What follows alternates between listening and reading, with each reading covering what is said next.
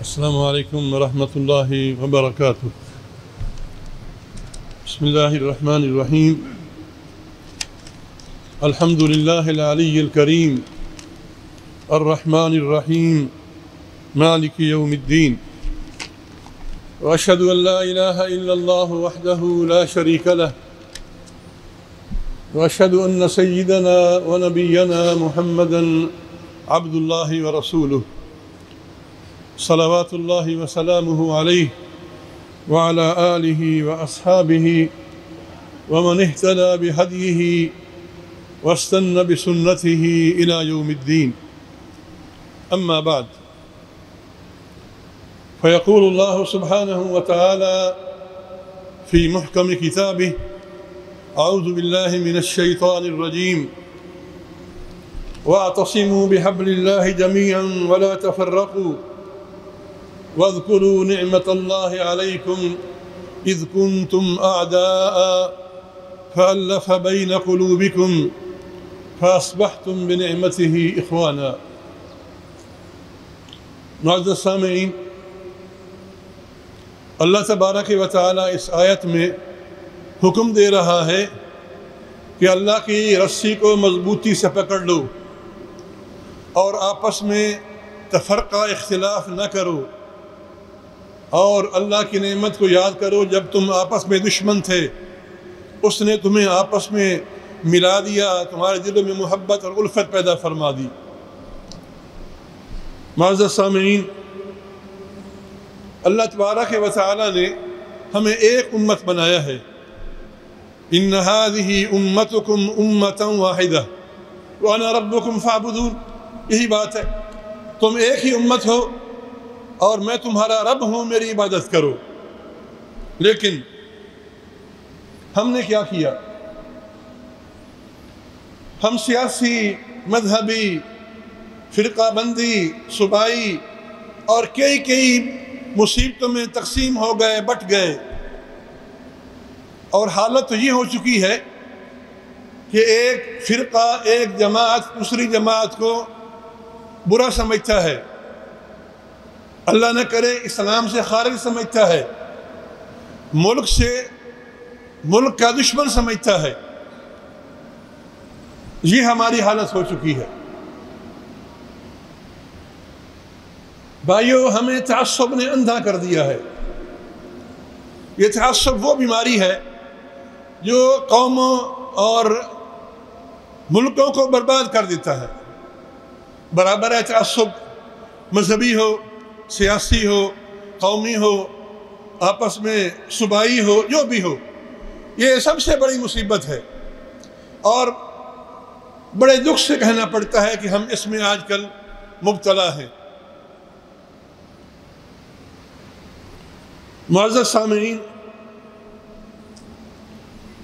تعصب ایک ایسی مصیبت ہے کہ یہ بندے کو ایمان سے بھی محروم کر دیتی ہے۔ قیامت کے دن اللہ تعالیٰ کافروں کو، مجرموں سے فرمائے گا کہ تمہارے پاس میرے رسول آئے تھے، نبی آئے تھے، کتابیں اتاری تھیں، ایمان کیوں نہیں لائے تم؟ ہم نے تمہارے لیے سب کچھ کیا، تمہارے لیے اسباب میسر کیے، آسانیاں پیدا کی، تم پھر بھی ایمان نہیں لائے۔ تو کیا جواب دیں گے؟ ربنا انا اطعنا سادتنا وکبراءنا فاضلونا السبیل۔ وہ کہیں گے کہ اے اللہ، ہمیں اپنے باپ دادا کی مذہب، ان کی اقوال نے تعصب میں اندھا کر دیا تھا، ہمیں سمجھ نہیں آ رہا ہم کیا کر رہے ہیں، اور اس تعصب کی وجہ سے ہم نے تیرے انبیاء کی بات نہ مانی۔ فاضلونا السبیل، انہوں نے ہمیں گمراہ کر دیا۔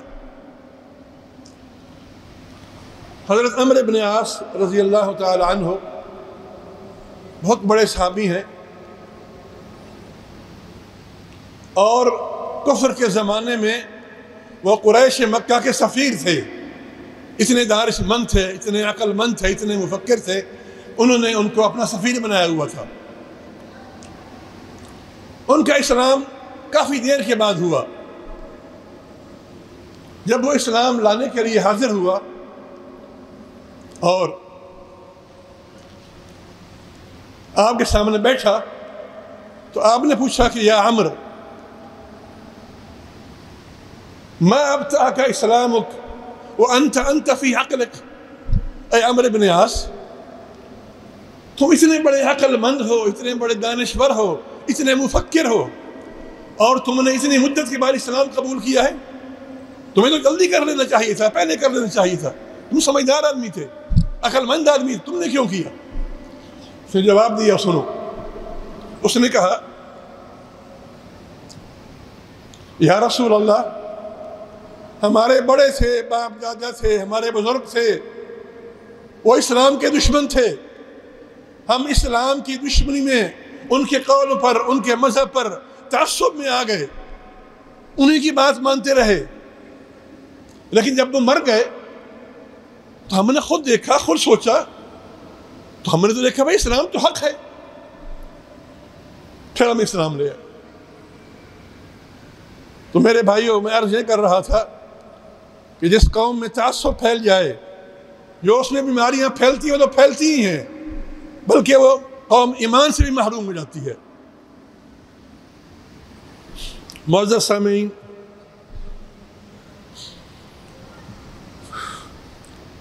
تفرقہ بازی، اختلاف، آپس میں چپ کلش ایک ایسی بیماری ہے، ایک ایسی ہلاکت ہے کہ جو قوم کا بیڑا غرق کر دیتی ہے۔ حدیث پاک میں آتا ہے، آقا دو جہان صلی اللہ علیہ وسلم نے فرمایا لا تختلفوا لا تختلفوا ان من كان قبلكم اختلفوا فهلكوا، تفرقہ بازی نہ کرو، آپس میں اختلاف نہ کرو، جو لوگ تم سے پہلے تھے انہوں نے تفرقہ بازی کی تو برباد ہو گئے، ہلاک ہو گئے، تم یہ نہ کرو۔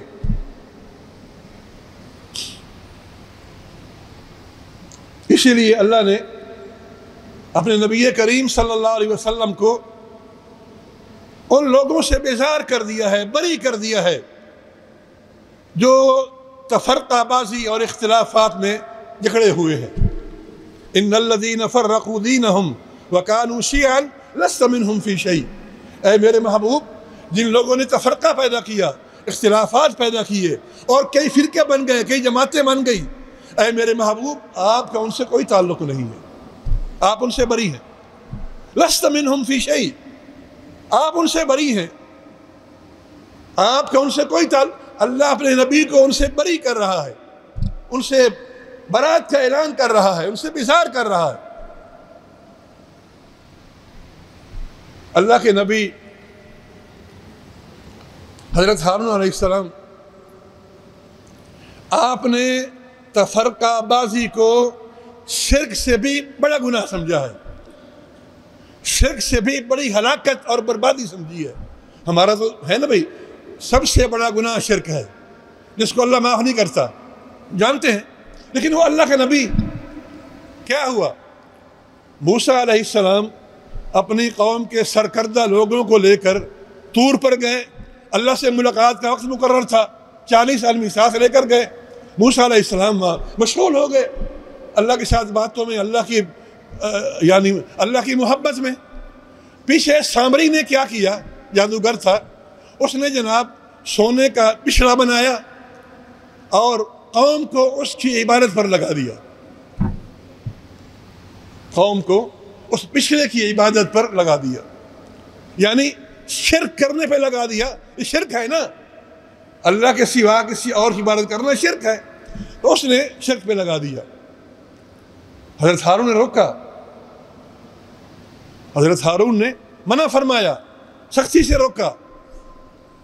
اللہ قرآن کہتا ہے وَلَقَدْ قَالَ لَهُمْ هَارُونُ مِنْ قَبْلُ يَا قَوْمَ إِنَّمَا فُتِنْتُمْ بِهِ وَإِنَّ رَبَّكُمُ الرَّحْمَنُ فَاتَّبِعُوا أَمْرِي، ارے قوم تم کس فتنے میں مبتلا ہو گئے ہو، ارے میری پیروی کرو، شرک چھوڑ دو۔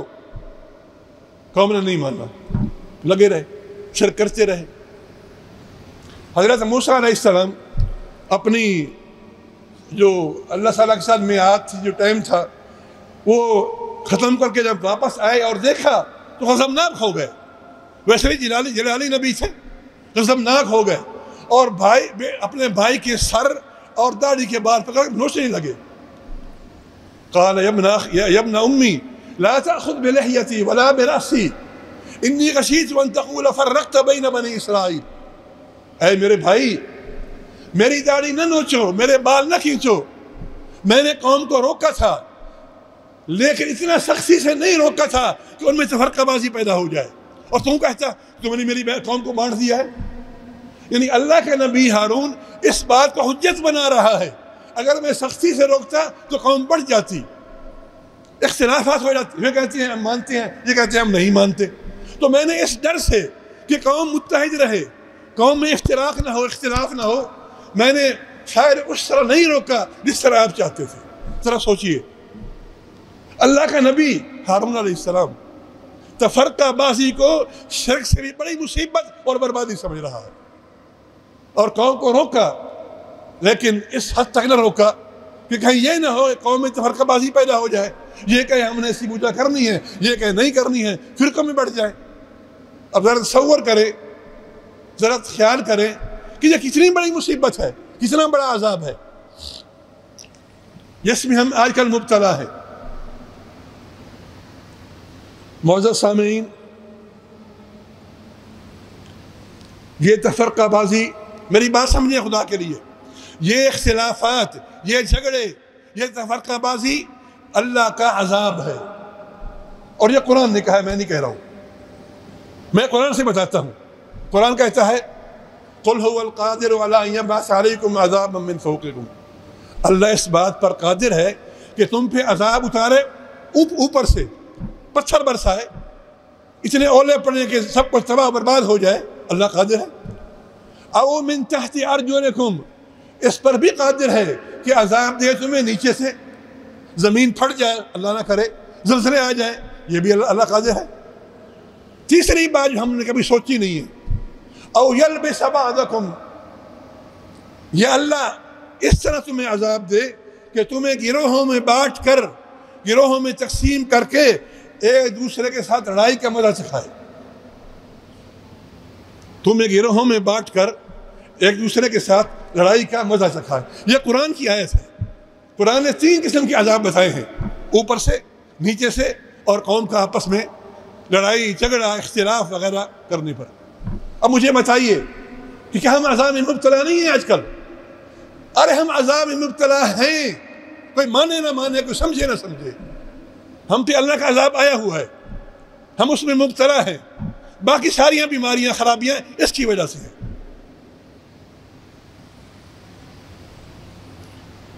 میرے بھائیوں، آپس میں تفرقہ بازی، لڑنا، اختلافات کرنا، یہ قوم کے لیے کمزوری کا باعث ہے، شکست کا باعث ہے، ہلاکت کا باعث ہے.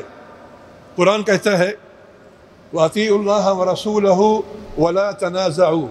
اے لوگو، اللہ کی اطاعت کرو، رسول کی اطاعت کرو. وَلَا تَنَازَعُوا، آپس میں تفرقہ بازی نہ کرو، آپس میں جھگڑے نہ کرو، اختلافات نہ کرو. کیوں؟ اللہ اکبر. فَتَفْشَلُوا، اگر تم نے یہ کیا کمزور ہو جاؤ گے، شکست خوردہ ہو جاؤ گے، برباد ہو جاؤ گے. وَتَذْهَبَ رِيحُكُمْ، اور تمہاری ہوا ختم ہو جائے گی، یعنی تمہاری طاقت ختم ہو جائے گی. یہی ہو رہا ہے، ہم دیکھ رہے ہیں. ہم تعداد میں اعداد ہیں، تعداد میں اعداد، یعنی ہم تعداد کے لحاظ سے ماشاءاللہ 24 کروڑ ہیں، پتہ نہیں کتنے ہیں، لیکن عملی طور پر ہم کیا ہیں؟ کچھ بھی نہیں. عملی طور پر ہماری کیا حیثیت ہے، کیا ویلیو ہے؟ ہم نمبر ہیں مگر ویلیو کوئی نہیں، کوئی اہمیت نہیں.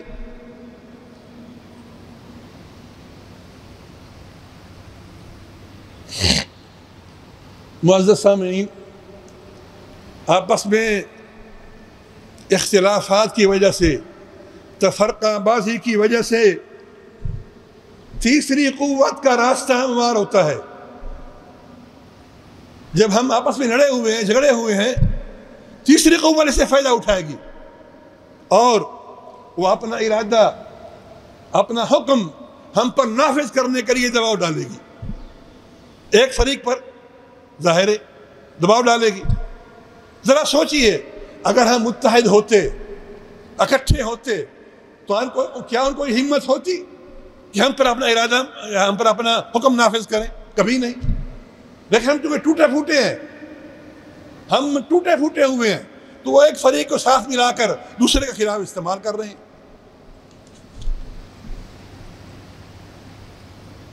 تفرقہ اختلاف قوم میں مایوسی پیدا کرتا ہے، ایک دوسرے کے خلاف نفرت اور بدظنی کو پہلوان چڑھاتا ہے، پروان چڑھاتا ہے، اور آپس میں محبت، اتفاق اور بھائی چارے کو ختم کرتا ہے۔ اب سوال یہ ہے، یہ ہم نے جان لیا کہ یہ بہت بڑا عذاب ہے، بہت بڑی مصیبت ہے۔ اب سوال یہ ہے کہ کہاں ہیں ہمارے دانشور، ہمارے مفکر، ہمارے قوم کے بڑے بڑے رہنما؟ وہ کہاں ہیں؟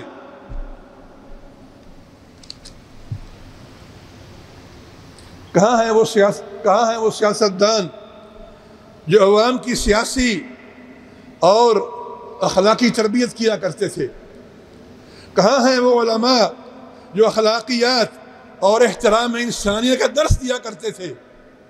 ارے کہاں ہیں وہ دانشور جو ظلم اور ناانصافی کے خلاف شیشے کی دیوار بن جایا کرتے تھے؟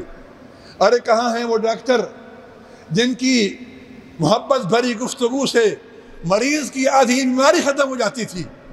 ارے کہاں ہیں وہ اساتذہ، وہ ٹیچر جن کو دیکھ کر طلبہ گرہ باندھ کے بٹن بند کر دیا احترام بند کر دیا کرتے تھے؟ کہاں ہیں یہ؟ کہاں کیا کردار ہے ان کا؟ وہ کہاں موجود ہیں؟ کیا موجود ہیں ہم میں؟ وہ کوئی کردار نہیں دیکھنے میں آیا۔ تو میرے بھائی اب کیا کریں؟ حل کیا ہے؟ اس مصیبت سے نکلنے کا حل کیا ہے؟ کیا قرآن و حدیث نے کوئی حل دیا ہے؟ بے شک دیا ہے۔ وہ ہے حل ڈائیلاگ، مذاکرات، بات چیت کرنا، جمع ہوں، یہ اپنی بات کرے، وہ اپنی بات کرے۔ لیکن ڈائیلاگ تب کامیاب ہوگا جب نیت اصلاح ہو۔ یہ نہ ہو کہ میں نے بس حجت پوری کر دی ہے، یہ بات نہ ہو۔ دل صاف ہو، نیت مسائل کو ختم کرنے کی ہو، ضد بازی نہ ہو، ایک دوسرے کے خلاف نرم اور محبت والی گفتگو ہو، پھر یہ کامیاب ہوتا ہے۔ میں آپ کو دیکھیں، قرآن کریم نے ڈائیلاگ کا ذکر کیا ہے، اللہ نے ڈائیلاگ کیا ہے نبیوں کے ساتھ، قرآن میں موجود ہے۔ نبی کریم صلی اللہ علیہ وسلم نے ڈائیلاگ کیا ہے یہودیوں کے ساتھ، نصرانیوں کے ساتھ، مشرکین مکہ کے ساتھ۔ اب اتنا ٹائم نہیں کہ آپ کو ساری مثالیں دوں، لیکن میں ایک مثال دیتا ہوں، بطور نمونہ ایک مثال دیتا ہوں۔ نبی کریم صلی اللہ علیہ وسلم اور آپ کے صحابہ نے آپ کے حکم پر سن 6 ہجری میں عمرے کے لیے مکہ کا رخ کیا۔ 1400 تعداد تھی، مدینہ سے نکلے مکہ کی طرف۔ جب حدیبیہ کے مقام پر پہنچے، اب وہ 400 کلومیٹر طے کر چکے ہیں، باقی مکہ سے محض 70 کلومیٹر دوری ہے۔ مشرکین نے روک لیا، نہیں آنے دیا، آپ کو عمرہ نہیں کرنے دیں گے۔ کیا کریں؟ اچھا بھائی آؤ مل بیٹھتے ہیں، مذاکرات کرتے ہیں، اس کا حل نکالتے ہیں، کیا کیا جائے؟ نبی کریم نے یہ فرمایا۔ ادھر سے مشرکین مکہ کے لوگ آ گئے مذاکرات کرنے کے لیے۔ قصہ لمبا ہے، ٹائم اتنا میرے پاس نہیں ہے۔ مختصر یہ ہے کہ جب مذاکرات ہو گئے، ایک کیا بولتے ہیں اب اس کو، ایک تیار ہو گئی ایک اتفاق کی کیفیت، اس میں یہ ہوگا، اس میں یہ ہوگا، بنود بن گئے۔ اب یہ طے ہوا کہ اس کو لکھنا چاہیے۔ سنیے ذرا میری بات کو، جب مذاکرات کامیاب کرنے ہوتے ہیں نا تو ایسے کیا جاتا ہے۔ ادھر سے سہیل ابن عمر مشرکین مکہ کا نمائندہ، ادھر سے میرے نبی صلی اللہ علیہ وسلم، حضرت علی سے فرمایا کہ لکھو۔ بسم اللہ الرحمن الرحیم شروع کیا. صہیب نے کہا نہیں نہیں نہیں، ہم بسم اللہ الرحمن الرحیم کو نہیں جانتے، لکھے بسم اللہم جو ہم استعمال کرتے ہیں، بسم اللہم لکھو. آپ نے فرمایا لکھو بسم اللہم، کوئی بات نہیں.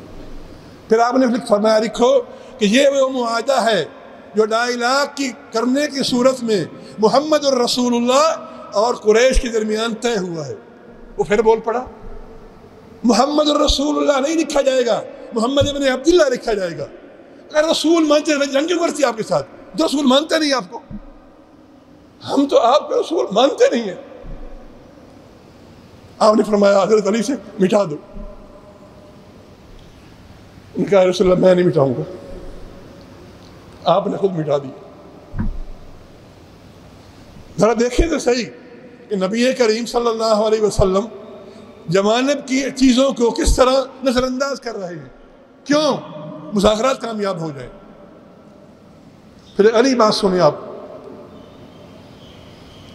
تیسرا بند یہ تھا کہ جو کوئی مسلمان مکہ سے بھاگ کر مدینہ آئے گا اپنی جان کو بچانے کے لیے، مدینہ والے اس کو مکہ واپس کریں گے. اور جو کوئی بندہ مدینہ سے مکہ جائے گا اسے واپس نہیں کیا جائے گا. اور بھی باتیں تھیں.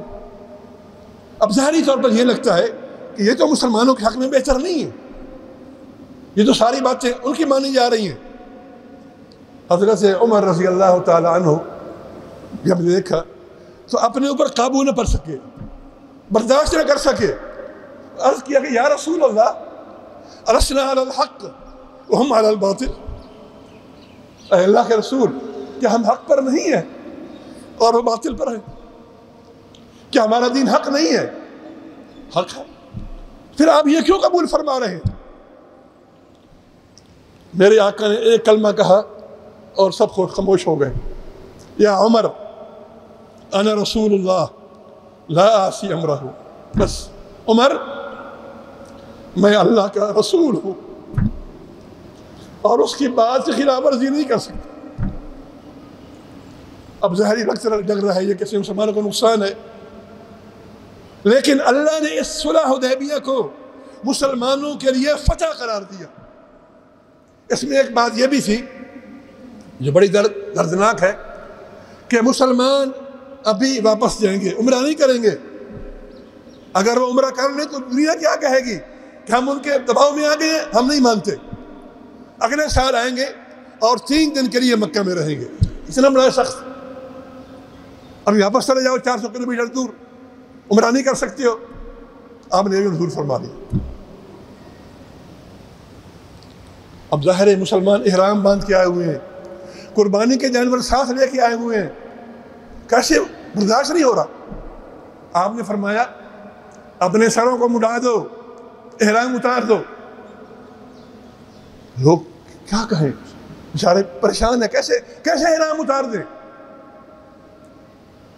ہم نے عمرہ ہی نہیں کیا، کیسے احرام اتار دیں؟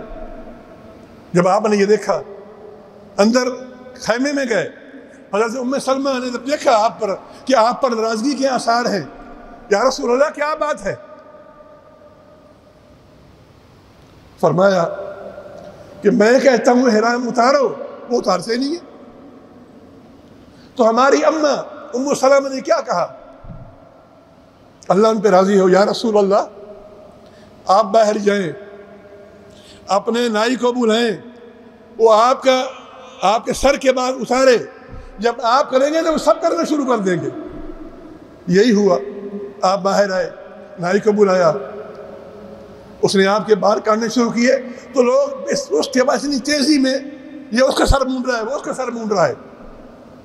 تو یہ میں نے آپ کو ایک نمونہ دیا ہے 2.5 لاکھ کا، جو 2.5 لاکھ کو کامیاب کرنے کا طریقہ ہے. اب میں بھی اپنی بات پکا رہا، نہیں میں نے نہیں ماننا، وہ بھی پکا رہے، کبھی کامیاب نہیں ہوگا، کبھی کامیاب نہیں ہوگا. 2.5 لاکھ کا معنی ہے کچھ دو کچھ لو، کچھ مانو کچھ بناؤ. معزز سامعین،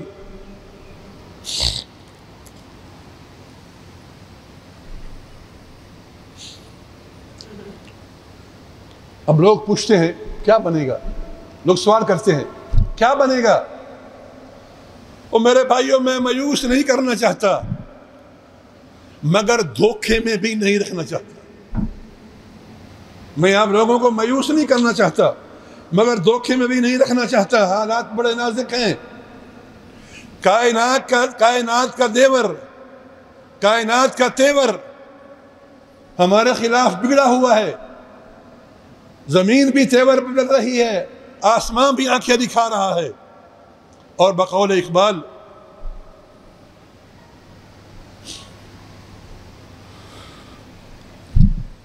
وطن کی فکر کر ناداں مصیبت آنے والی ہے.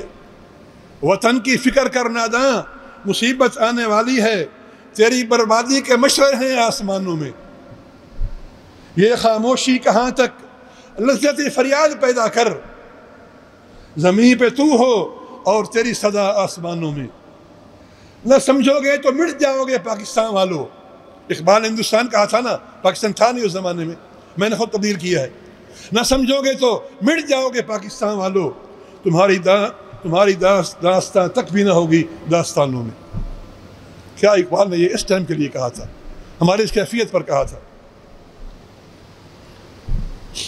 میرے بھائیوں, آج کل ہم جن مصیبتیں اور مشکلات کا شکار ہیں, غربت, فقر, فساد, جھگڑے, لڑائیاں, کرپشن, کیا نہیں جو نہیں ہو رہا.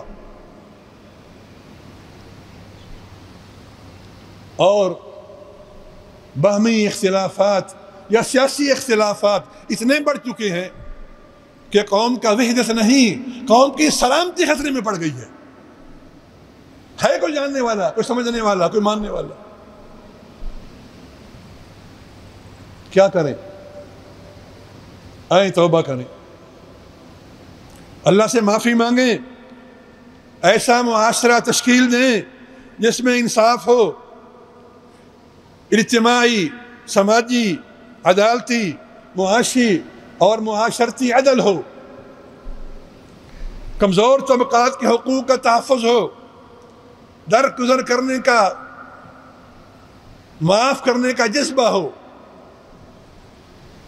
ایسی آنکھیں رکھیں جو کسی کی بیٹی کو غلط نظروں سے دیکھتی نہ ہو. ایسے کان رکھیں جو موسیقی کے زہر سے آلودہ نہ ہوں. ایسا رزق کھائیں جو کسی کا چھینا ہوا مال نہ ہو. ایسا دل رکھیں جس میں کینہ, بغض اور بربادی نہ ہو. یاد رکھیں میری بات کو, اس امت میں اختلاف تھا اور رہے گا, یہ اللہ کا قانون ہے. اس امت میں اختلاف تھا اور رہے گا, لیکن ایسا تم نہ کرو ہر بات میں نفرت, مذہب میں نفرت, سیاست میں نفرت, قوم پہ نفرت, صوبے پہ نفرت. کیا ہے یہ؟ کیا ہو رہا ہے؟ میرے بھائیوں, محبت فرض ہے. آپس کا توڑ ہلاکت و بربادی ہے.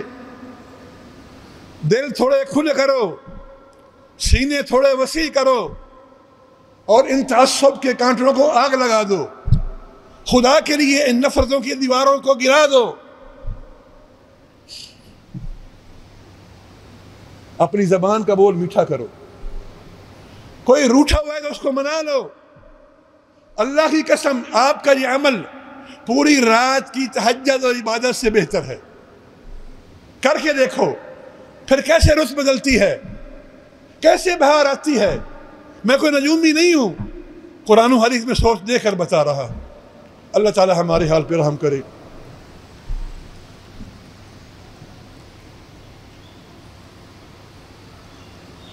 الحمدللہ احمده سبحانه واشكره على آلائه ونعمائه واشهد ان لا اله الا الله وحده لا شريك له اله الاولين والاخرين واشهد ان سيدنا ونبينا محمدا عبد الله ورسوله سيد الاولين والاخرين صلوات الله وسلامه عليه وعلى آله واصحابه ومن اهتدى بهديه واستنى بسنته إلى يوم الدين. أما بعد, عباد الله، يقول الله تبارك وتعالى في محكم تنزيله: واعتصموا بحبل الله جميعا ولا تفرقوا واذكروا نعمة الله عليكم إذ كنتم أعداء فألف بين قلوبكم فأصبحتم بنعمته إخوانا.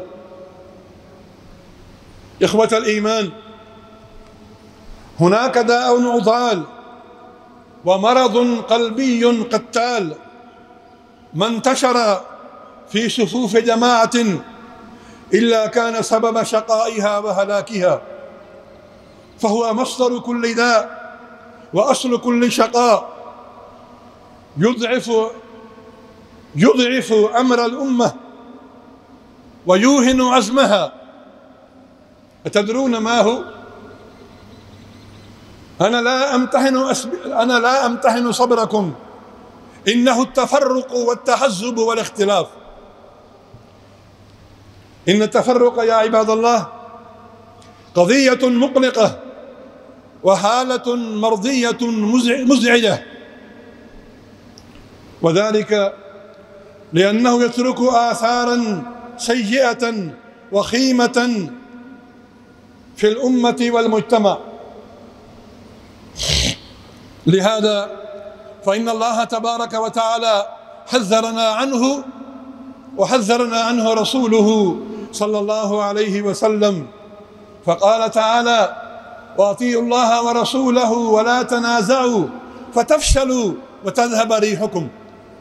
وقال عليه الصلاة والسلام: عليكم بالجماعة وإياكم والفرقة فإن الشيطان مع الواحد وهو من الاثنين أبعد، أو كما قال صلى الله عليه وسلم.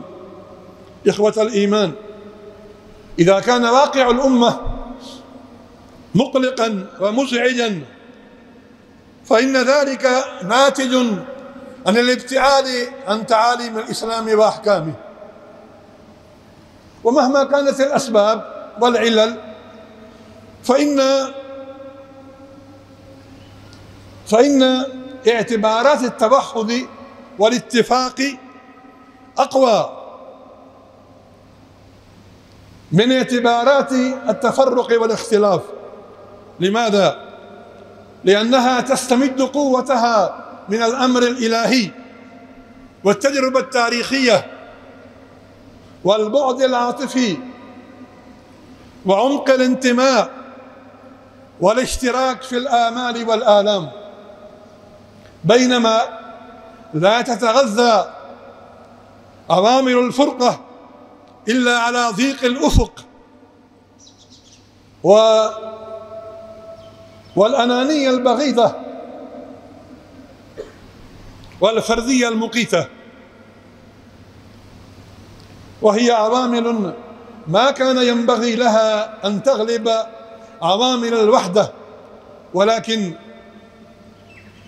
ولكنها غلبت لسوء الحظ لأسباب لا مجال لذكرها هنا. إخوة الإيمان، إن التفرق والتحزب والاختلاف يترك آثارا وخيمة على الأمة والمجتمع، منها أنه سبب الهلاك. قال صلى الله عليه وسلم: لا تختلفوا فإن من كان قبلكم اختلفوا فهلكوا. منها أنه من وسائل الشيطان وحبائله. قال صلى الله عليه وسلم: إن الشيطان قد يئس أن يعبده الناس في جزيرة العرب، ولكن بالتحريش بينهم، يعني بالاختلاف والتفرقة والشحناء والبغضاء يوقع بين في قلوبهم. ومنها أن الله تبارك وتعالى برأ رسوله صلى الله عليه وسلم من أهل الافتراق والاختلاف، فقال تعالى: إن الذين فرقوا دينهم وكانوا شيعا لست منهم في شيء. ومنها كذلك أنه سبب ذهاب قوة المسلمين وفشلهم. قال الله تبارك وتعالى: وأطيعوا الله ورسوله ولا تنازعوا فتفشلوا وتذهب ريحكم. ومنها أنه لولا التنازع والانشقاق والاختلاف لما تسنى لأحد أن يملي على الأمة الإسلامية إرادتها وأوامرها وأحكامها. ما كان لأحد أن يملي على الأمة الإسلامية إرادته وأوامره وأحكامه التي تخالف ديننا وشريعتنا ومصالحنا، ولكن ما حيلة الضعيف إلا ركوبها. فليتك تحلو والأيام مريرة، وليتك ترضى والأنام غضاب، وليت الذي بيني وبينك عامر وبيني وبين العالمين خراب. إذا صح منك الود فالكل هين وكل الذي فوق التراب تراب. إخوة الإيمان، إن من آثار التفرق والاختلاف سوء الظن بالآخرين، اتهام النوايا، تتبع عثرات الناس، وما إلى ذلك ما لا نهاية له. ونسأل الله تبارك وتعالى أن يحفظنا من التفرق والاختلاف والتحزب، وأن يجمع أمر المسلمين على كتاب الله تعالى وعلى أمره وسنة رسوله صلى الله عليه وسلم.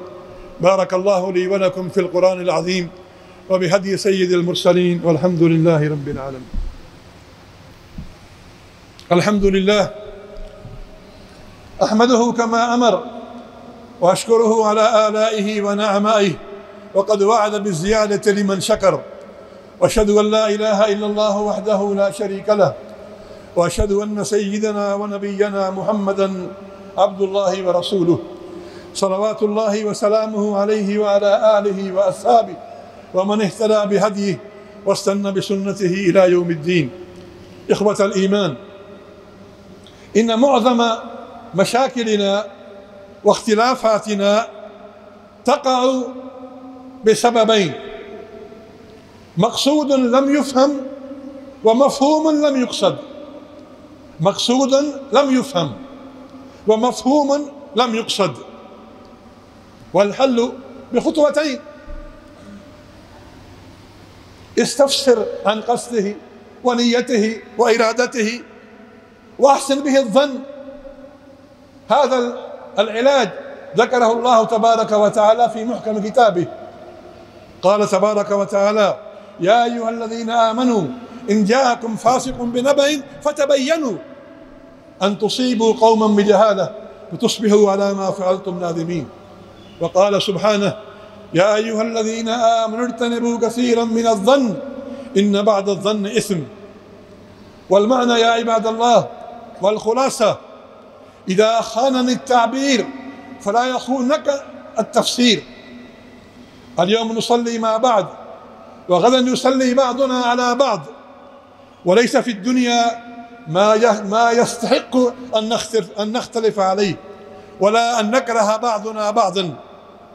فعنوان الدنيا كل من عليها فان، وعنوان الآخرة خالدين فيها حسنت مستقرا ومقاما. فافعل الخير واسمح واعفو وتجاوز، فإن الله تبارك وتعالى يرحمنا بهذا إن شاء الله تعالى. ألا وصلوا وسلموا على النبي الكريم والرسول العظيم والرؤوف الرحيم والمطاع الأمين، فقد أمر الله تبارك وتعالى بذلك في كتاب المبين. فقال عز من قائل عليما: إن الله وملائكته يصلون على النبي يا أيها الذين آمنوا صلوا عليه وسلموا تسليما. وقال صلى الله عليه وسلم: من صلى علي مرة صلى الله عليه بها عشرا. اللهم صل وسلم وبارك وأنعم على عبدك ورسولك سيدنا محمد صاحب الوجه الأنور والجبين الأظهر، وارض اللهم عن خلفائه الأربعة أبي بكر وعمر وعثمان وعلي، وعن بقية أصحاب نبيك أجمعين، وعن تابعين وتابعيهم، وعلينا معهم بمنك وكرمك يا أرحم الراحمين. اللهم أعز الإسلام والمسلمين، اللهم أعز الإسلام والمسلمين، اللهم انصر دينك وكتابك وسنة نبيك وعبادك الصالحين. اللهم كن لنا عونا وعينا ومؤيدا وناصرا وحافظا. اللهم اخرجنا من المشاكل والمصائب التي نعيشها. اللهم اجمع كلمتنا على الحق. اللهم وحد صفوفنا. اللهم كن لنا عونا وعينا ومؤيدا وناصرا وحافظا. اللهم ارفع عنا الوباء والبلاء والربا والغلا والزنا والفحش والفتن والزلازل والمحن عن بلدنا هذا خاصة وعن سائر بلاد المسلمين عامة يا رب العالمين. ربنا تقبل منا إنك أنت السميع العليم وتب علينا إنك أنت التواب الرحيم.